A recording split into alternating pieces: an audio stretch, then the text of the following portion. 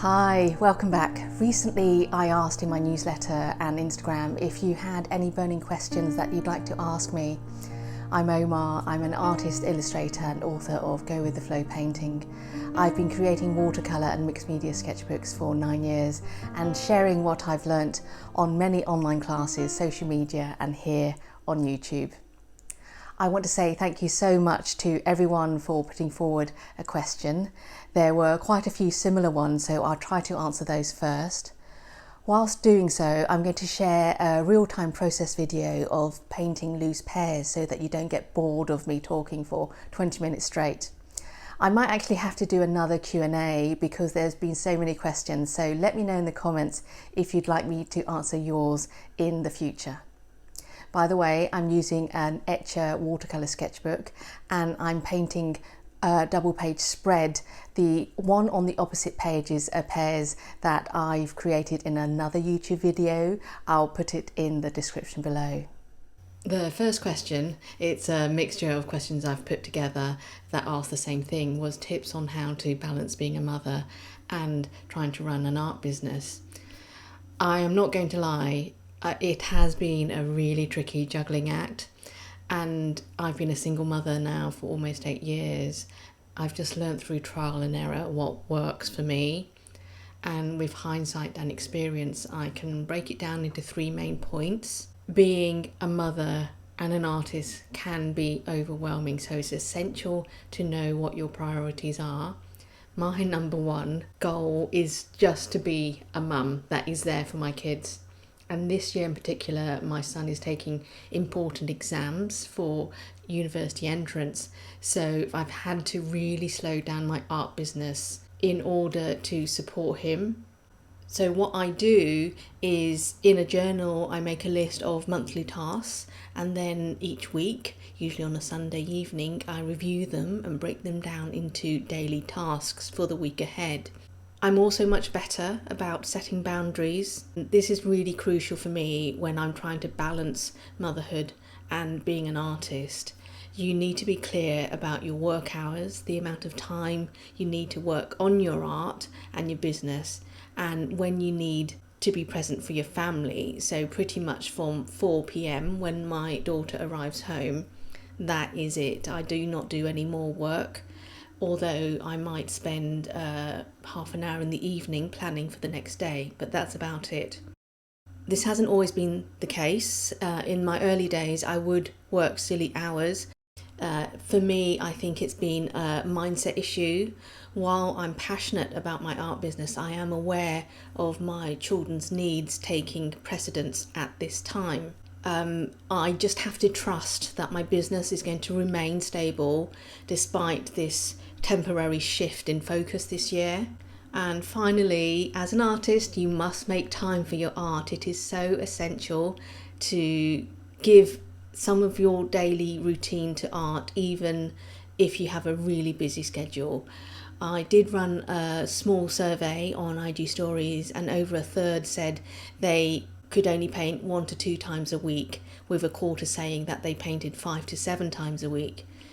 I personally find solace in painting within the pages of my sketchbook, and for me it serves as a grounding activity that promotes my mental well-being. It helps me to find peace in amongst all the chaos of my normal daily life. Just to expand on the previous question, I want to answer a question by Autumn Hathaway, who asks, could you share encouragement or insights for single parents who are pursuing independent art careers? Being a single parent is unbelievably challenging, and pursuing an art career adds that another layer of complexity to the mix. However, I think it's essential to hold on to your dreams and aspirations. This is what I tell myself. To remember that you are setting an incredible example to your children by following your passions and showing them that hard work and determination can lead to success.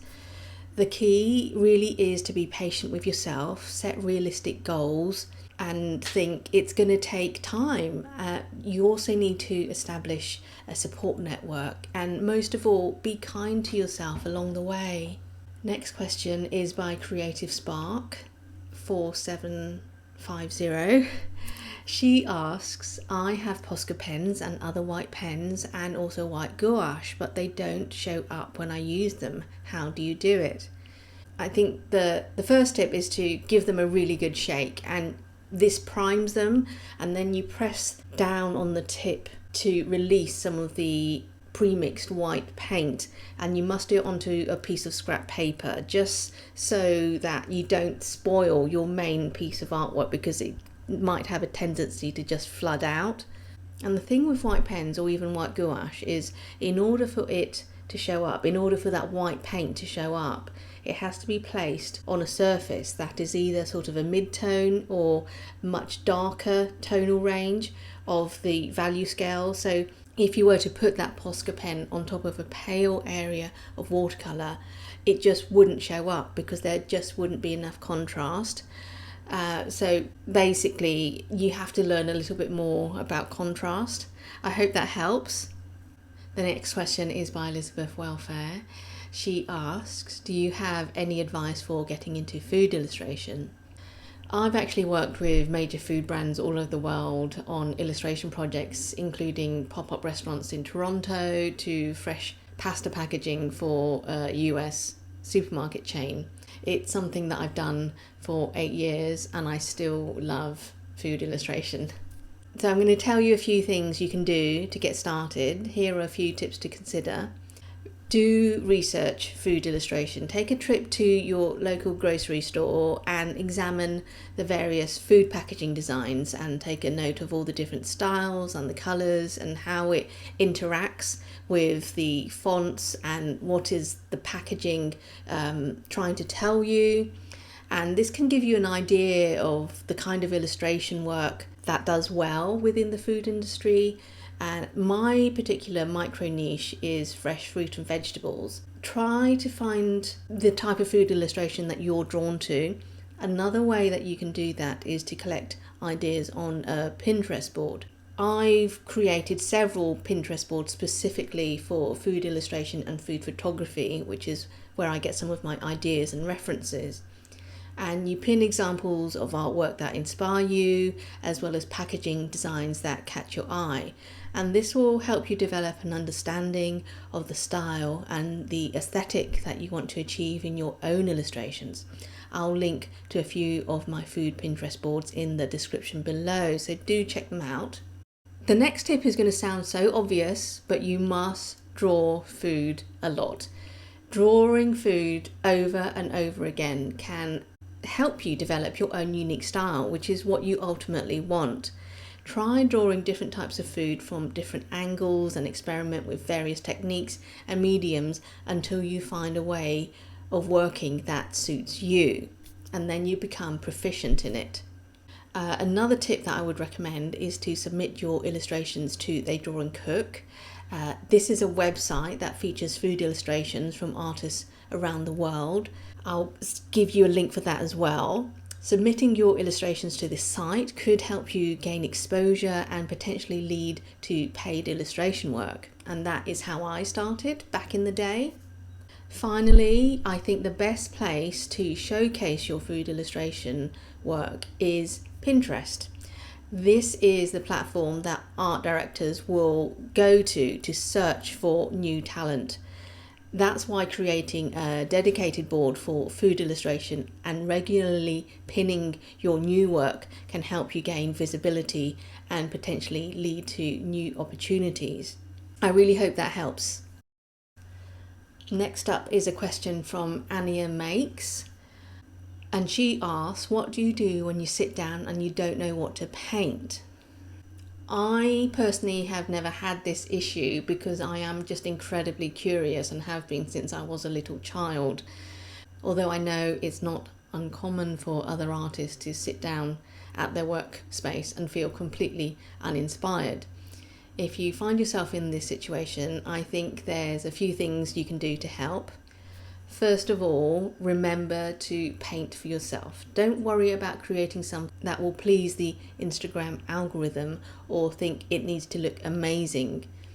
Please paint for the sake of painting and allow yourself to explore your creativity without limitations or expectations. One thing that I started out doing was to take elements of your everyday life or everyday scenes and make it your own. I was a stay-at-home mum, so I just painted the vegetables for that night's dinner, a jar of jam or jelly, as you'd say in the US, even my kids' toys, my teacup, or even the pot plants. You don't need to have a grand or elaborate subject to paint. Just pay attention to your everyday life and incorporate some of those elements into your work, and you'll get work that is highly personal to you. Also, I think there's a case for making time for playful art, not super finished art. Sometimes the best way to stretch your creative muscle is to engage in play. This can be anything from doodling in your sketchbook, experimenting with different mediums such as pastels or collage or inks, and just all kinds of different techniques. Also, I would say don't rely on the internet. While social media can be a great source of inspiration, it's important not to get too caught up in searching for ideas. Instead, try to find one thing a day that really captures your attention, and then notice what colours and shapes and subjects catches your eye, and use this information to guide your creative process. Do remember that there's no right or wrong way to approach your artwork. The most important thing is to keep creating and stay true to your own unique style and vision. This next question is by Katie Cannon Designs. She asks, what's been your favourite project that you've created?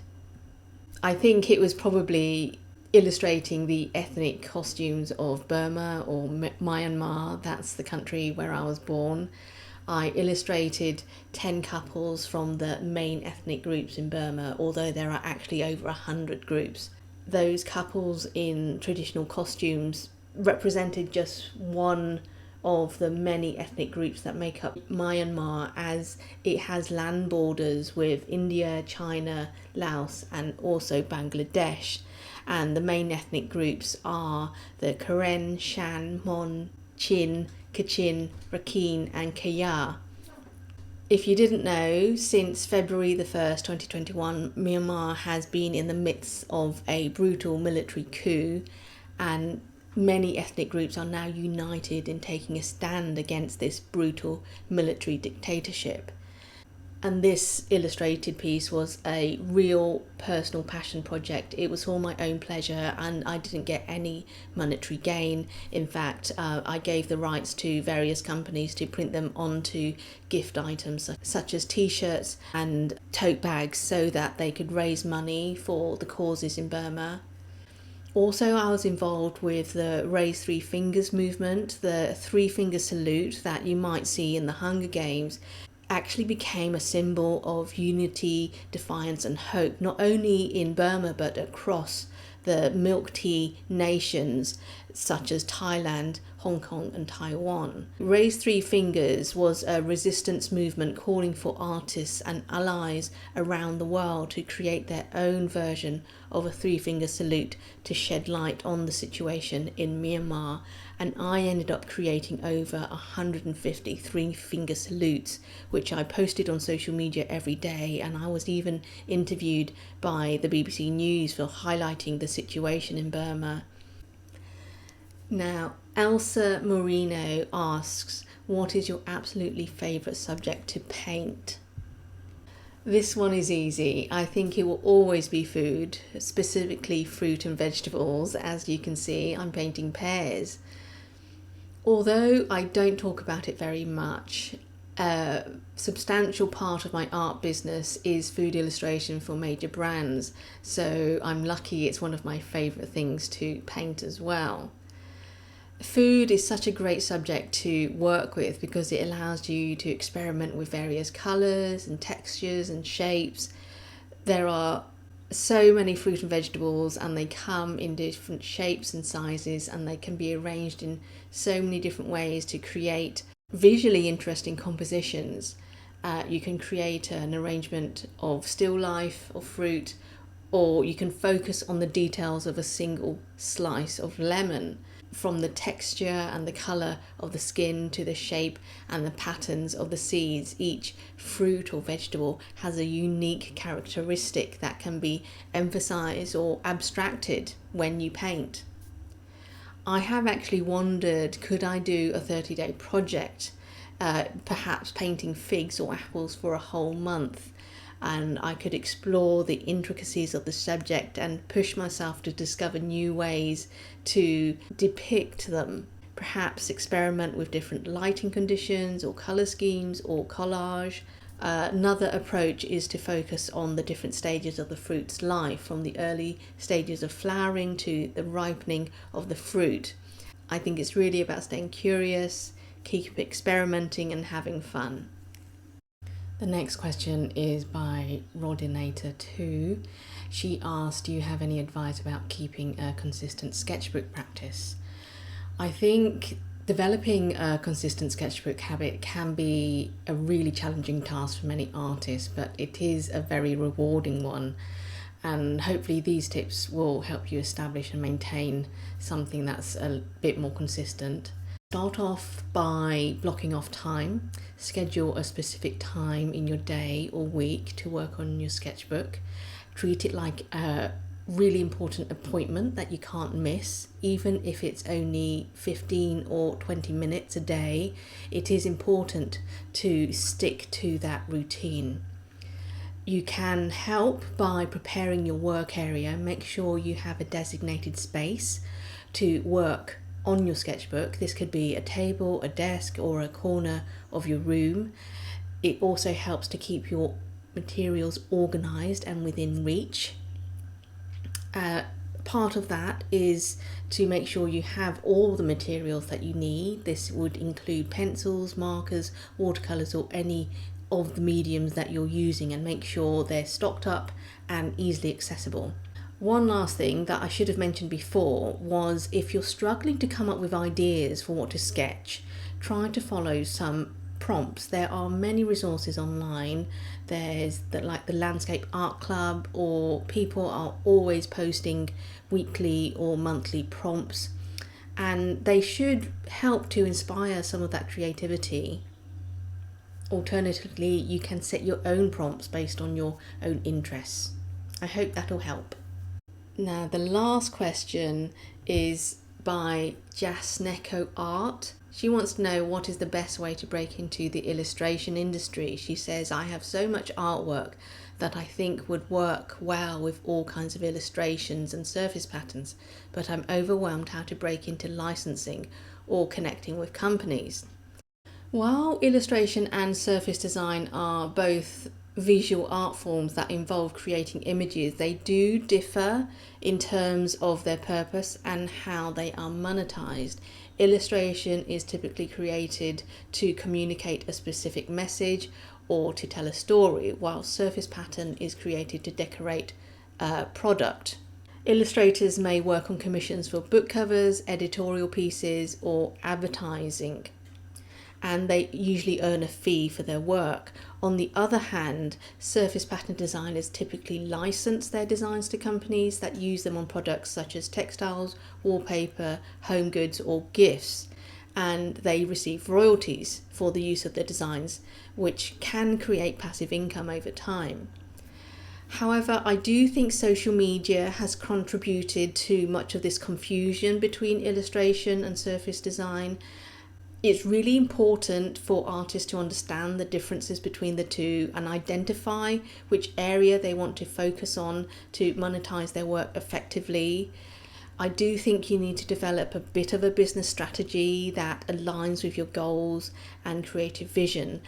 This would include things like your target audience, developing a strong online presence, and engaging with potential clients or customers. For illustrators, it would be building a portfolio, networking with art directors, and seeking out commissions.